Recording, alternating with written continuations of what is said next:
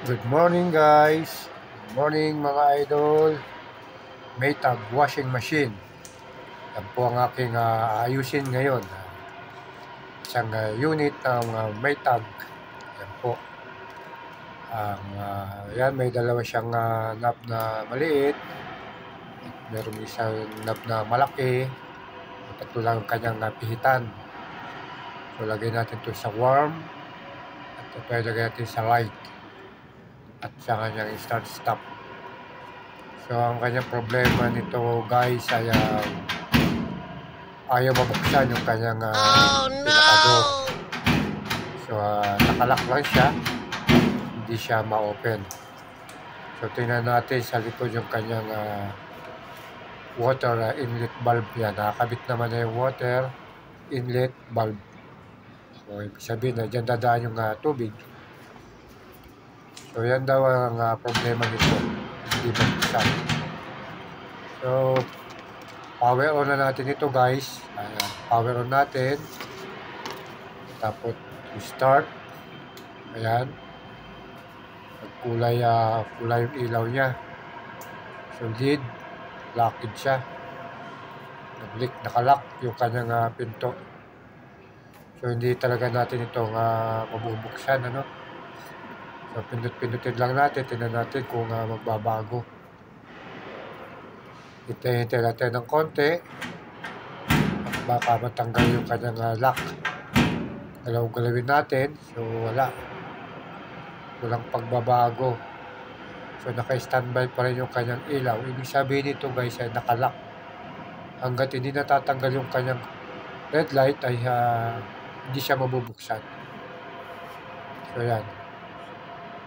Wala talaga. So uli natin. Stop uli natin.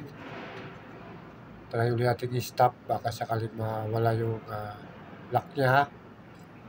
So walang pagbabago guys. So maganda rito guys ay direkta natin patay sa kanyang switch, power on switch. Kaya oh no!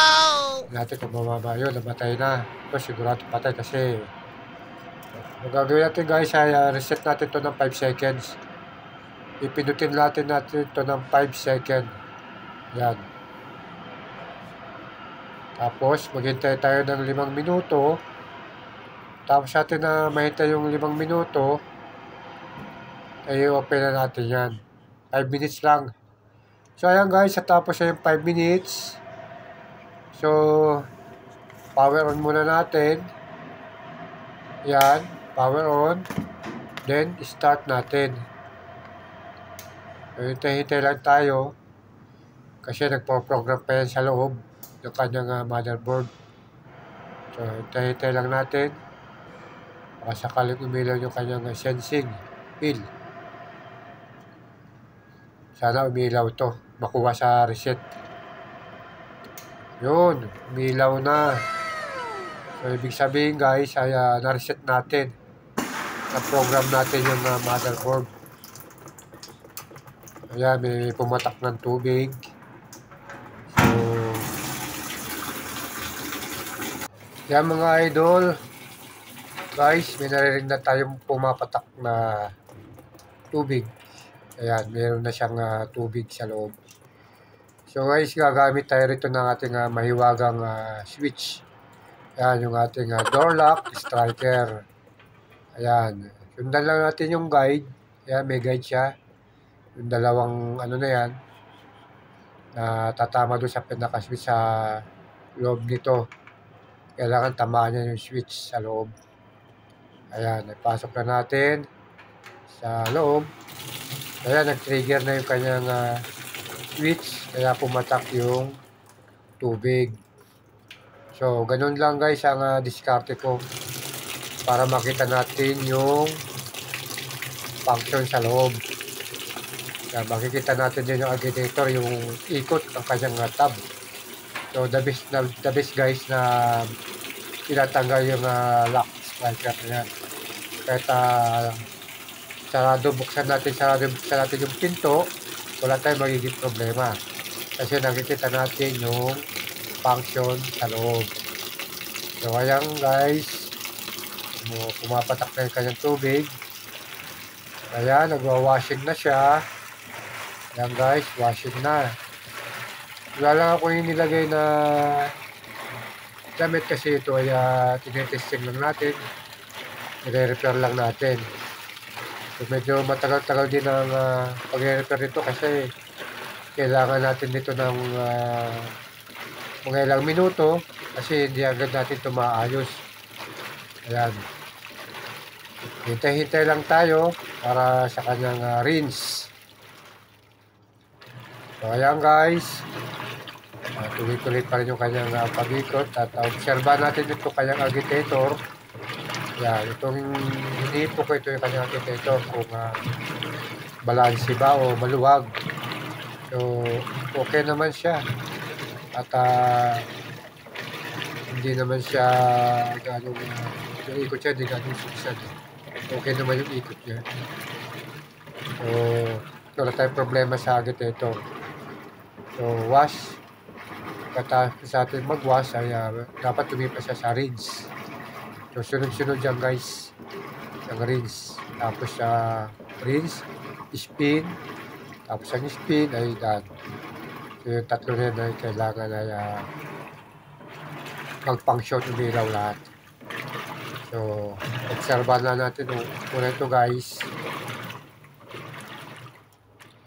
So, ayan guys. Tapos na tayong mag-wash. At nag-drain na yung ating pump motor. Yung drain pump motor natin ay i-drain niya yung tubig. Tapos natin mag-wash. Tapos mag-rinse naman tayo.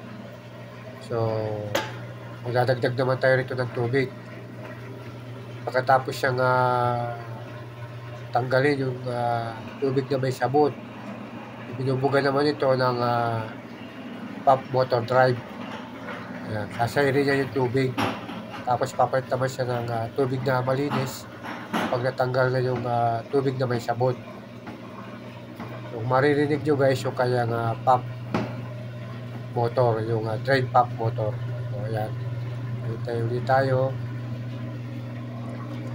So medyo matagal din itong mag-test kasi observation tayo rito. Ganito ang pag-repair ng washing machine may tag. So ayan, door lock na siya, kulay pula na ibig sabihin nakalock na yung kanyang pinto. So ayan, ikot na yung kanyang motor. Dapat ito ay magkaroon naman ng tubig, magbabanlaw na. Ayan guys, magbabanlaw na tayo. Ayan dito guys, mag-rinse na siya. Sabihin niya, nagbabalaw na yung ating damit sa loob. Ayan. Naka-door lock na yan guys. Kaya lang dahil meron tayong ginamit na door lock striker, kaya buksan sarado natin. Ayan. So ayan guys, natapos na tayong mag-rinse. Ilipat naman yung mamaya-maya sa speed. So i-drain muna yung tubig na pinagbanlawan niya. Pagkatapos ng mag-drain yung tubig pinagbanlawan, mag-i-spin na tayo sa pagpapatuyo ng tubig. Ang damit pala. So ayan guys, tayo ulit tayo. Ganun lang guys, sa mga baguhan dyan ng washing machine rito. Sundan nyo lang yung video na to guys. Siguradong matotrouble yung washing machine. Reset lang ang ginawa ko rito. So ayan, drain yung tubig. Maganda yung drain pump motor nito, malakas. Drain pump motor niya. Tayo ulit tayo para sa kanyang speed. Natapos yung kanyang speed, hanggang naman. Ayan guys, may speed na siya. So, nakakalimutot yan para wala kasi